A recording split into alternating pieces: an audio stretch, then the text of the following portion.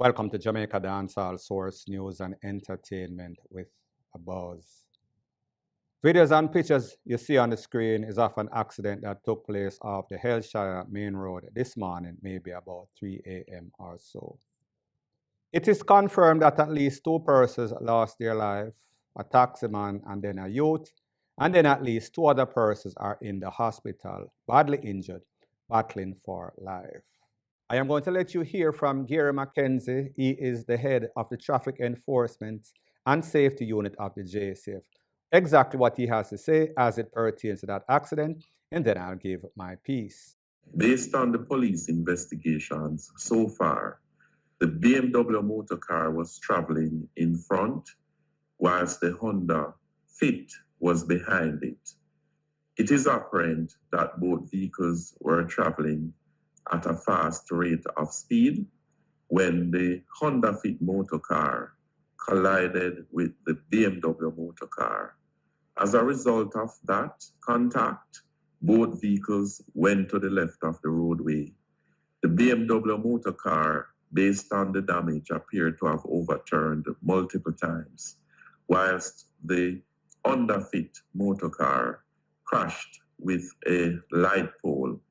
The persons who were in both vehicles, they suffered serious injuries at a time on roadways when there is no need to be driving like that.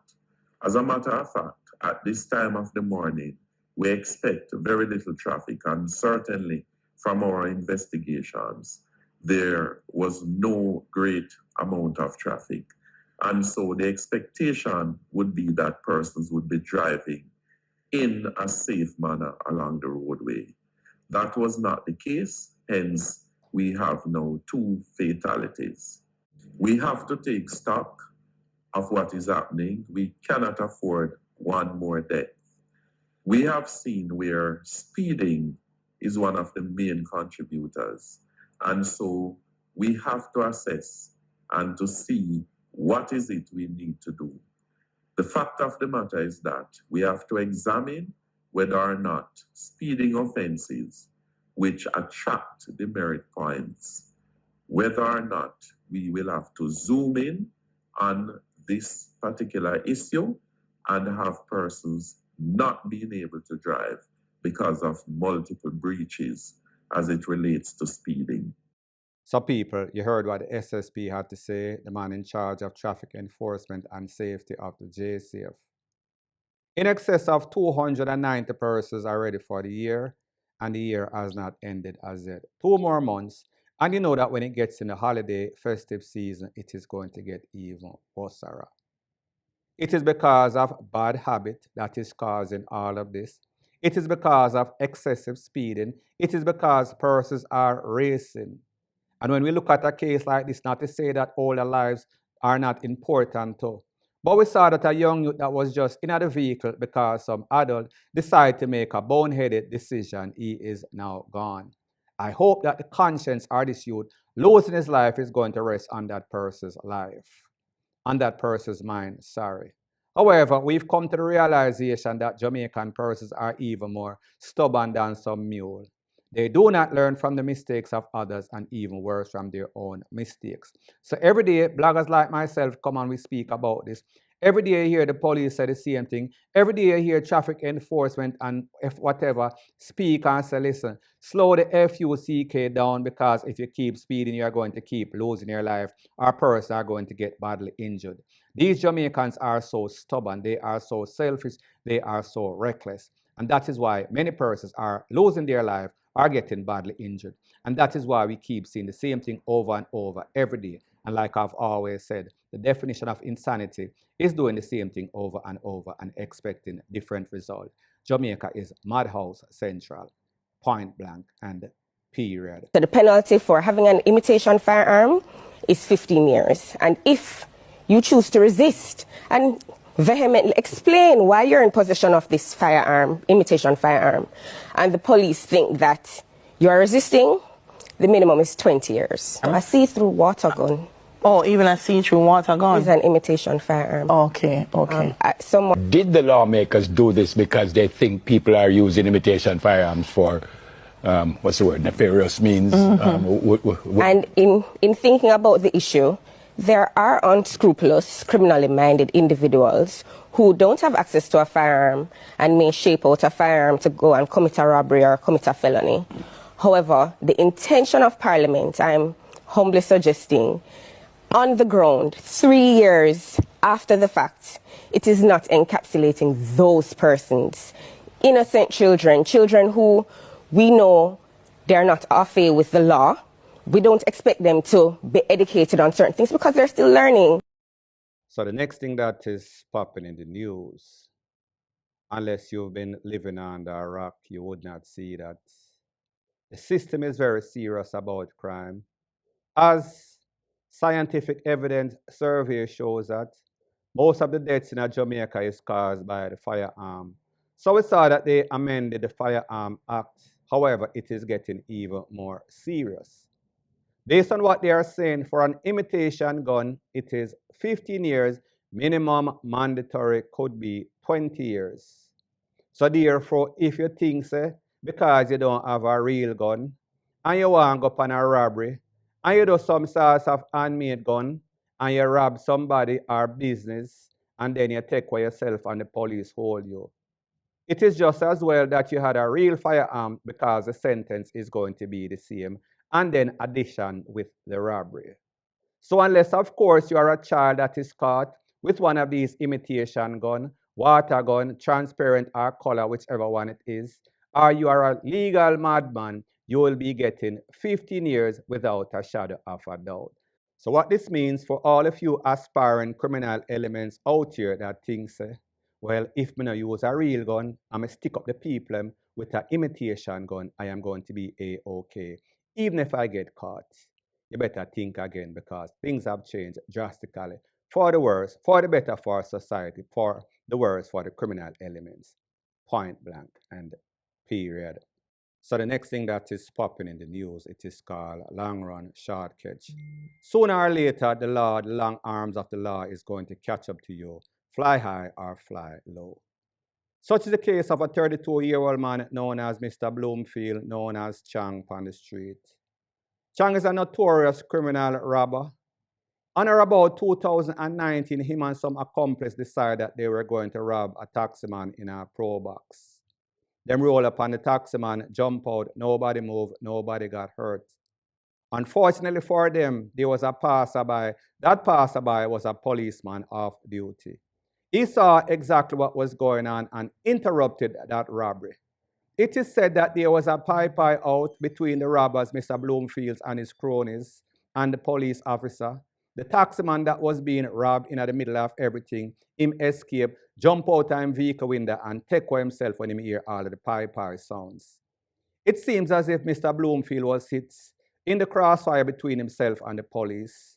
The people drive off in the pro box in which they were using, or the vehicle in which they were using. They would later abandon the vehicle after the police put out an APB and police were looking for that vehicle. It is said that Mr. Bloomfield, after realizing that he was conned up in the shootout with the ex-police officer, or the police officer off duty, he took himself to the hospital and told the people at the hospital that somebody tried to rob him.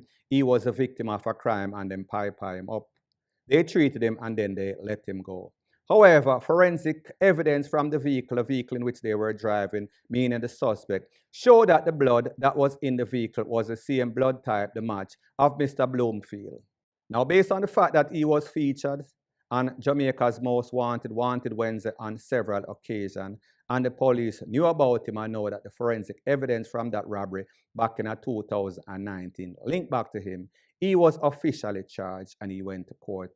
And of course, you know that he was not given any sorts of bail. The moral of the story is this: long run, short catch.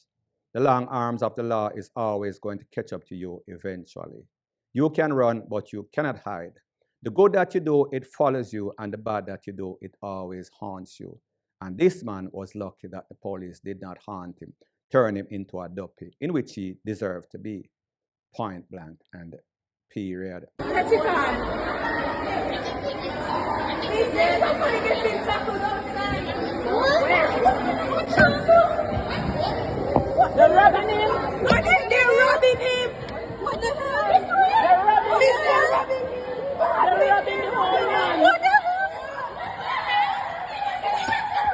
So the next thing that is popping in the news is based off the edited version of the video that you just saw.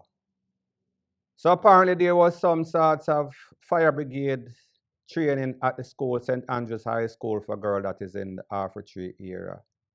However, while those fire brigade were simulating the training, it seems as if a person that was there, whether that person came to pick up a family member, child, or whomever, was being robbed outside in front of plain view of everybody, broad daylight, brawling.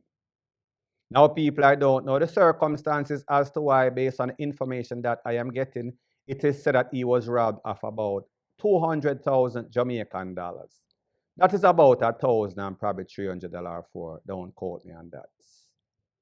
As you know, when it pertains to St. Andrew High School, it is in the vicinity of a whole bunch of banks right there in the center of Tree by the clock. So I don't know if that person decided that he was going to kill two birds with one stone, stop at the bank and then stop by the school, and he was more than likely being trailed.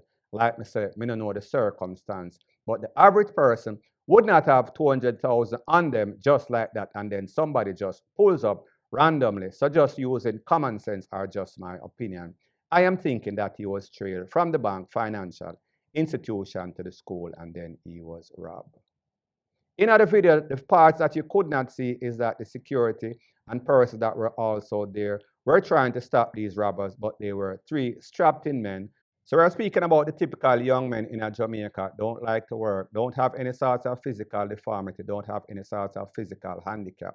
But what they have is a handicap in the brain in which they seem to not want to fill out any sort of application for any sort of gainful employment. So therefore, they prey on the unsuspecting victims in a society, especially the elderly, especially women that are leaving financial institutions. It is only a pity that the police was not there or a legal firearm holder that could send them to the afterlife is the place in which they deserve to be. Point blank and period. Clean. Clean. What do you say, Wasi? It's a Kasi. The patrol Kasi. Yeah, man. Somebody for ramp in your back. Yeah, man. Go in and patrol. It's a. Go and look here. See? Okay. See a fuck to go on. Look at. Oh, piggy! Fuck to go on, dog. One patrol car, I say no? One patrol. One bumbo for a patrol, dog. One patrol. Alright, hands up. Alright, hands up. Them a big tire. Yeah, one patrol. Where your side patrol? For your soul and go in a patrol, man. One patrol. Keep your side and soul and go in a bumbo for a patrol, dog. Yeah. One patrol. No.